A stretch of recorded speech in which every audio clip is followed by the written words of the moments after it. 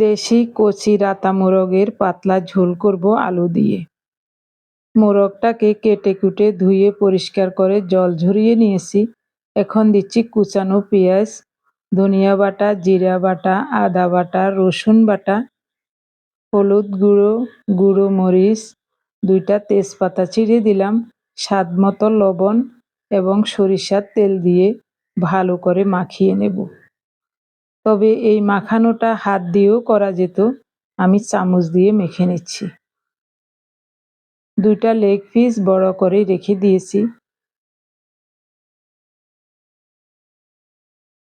সুন্দর মতো মাখানো হয়ে গেছে, রান্না বসিয়ে দিলাম।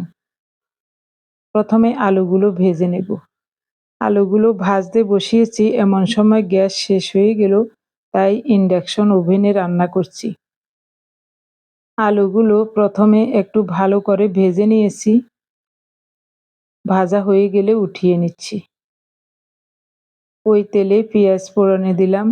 মাংস রান্নার জন্য একবারই তেল দিয়েছিলাম কড়াইতে, পুরো তেলটা কড়াই থেকে উপর করে নিয়ে নিলাম। পেঁয়াজটা একটু বাদামি হলে মাখানো মাংস দিয়ে দিলাম। বাটি ধুয়ে সামান্য করে একটু জল দিয়েছি। ভালোভাবে নেড়ে চেড়ে ঢেকে ঢেকে রান্না করব। এরকম আরও সহজ এবং সুন্দর রান্নার ভিডিও পেতে পেজটি ফলো, লাইক, শেয়ার করে আমাদের সাথে থাকার অনুরোধ রইল। এবার দেব একটা টমেটো কেটে।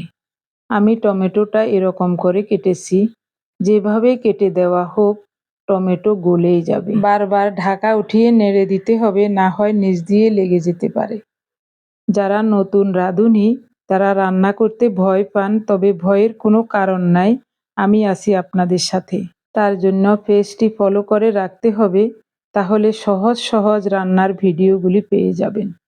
ঢাকা উঠিয়ে ভেজে রাখা আলুগুলো দিয়ে দিলাম, নেড়ে চেড়ে আবারও ঢেকে রান্না করব কিছুক্ষণ